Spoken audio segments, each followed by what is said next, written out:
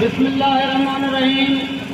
साइण मुंहिंजी सिंधड़ी तूं बुकत साईं मां, साइण मुंहिंजी सिंधड़ी तूं बुकत साईं मां, पंहिंजनि विधो खाओ न त धारिया की दाड़ा।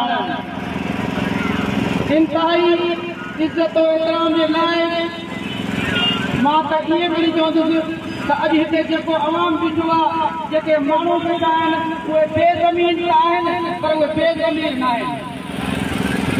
अॼु ही शौर जेको थियो आहे, ही जेके उस्ताद थिया आहिनि, साथी थिया आहिनि, शागिर्द थिया आहिनि, मौलवी साहिबान थिया आहिनि, मुख़्तलिफ़ तंज़ीमूं थियूं आहिनि, ऐं ही जेके सभिनी जो हिकु आवाज़ आहे त असांखे कैनाल न खपनि।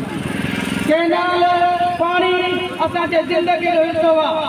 जेकॾहिं वफ़ाक़ पंजाब असांजे पाणीअ ते इहो धाड़ो हयो त असां उस्ताद बरादरी अॼु इहो वचन था कयूं ऐं शागिर्दनि सां गॾु तव्हां सां रोडनि ते वेंदासीं, इस्लामाबाद जे एवननि ताईं तव्हांखे पहुचंदासीं ऐं उतां तव्हांखे तड़े जो पालो कढंदासीं।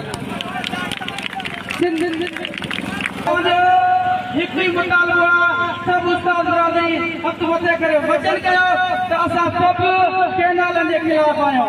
असीं सभु कैनाल जे ख़िलाफ़ आहियूं। कैनाल ठहंदा असांजी ज़िंदगी ख़तमु थींदी, असांजी तालीम ख़तमु थींदी, असांजा सभु वसीला ख़तमु थींदा। वफ़ाक़ हर दफ़े कॾहिं गैस, कॾहिं पाणी, कॾहिं कोयलो, सभु महदूद जेके आहिनि असां सिंध जा लुटे पियो। अॼु जेकॾहिं असांजो शऊर, अॼु जेकॾहिं असांजी सिविल सोसाइटी जेकॾहिं शऊर न कयो, बेज़ार न थिया, निंड में सुतल रहिया त यकीन ॼाणो तव्हां जेको किताबनि में तव्हांजा मिसाल हूंदा। तो अॼु तव्हांजे लाइ मौत जो मसइलो आहे। तव्हां सभु वाइदो ई वचन कयो त इंशाअल्लाह ताला सिंधूअ ते दाड़ो ना मंज़ूर, सिंधूअ ते दाड़ो, सिंधूअ ते दाड़ो, सिंधूअ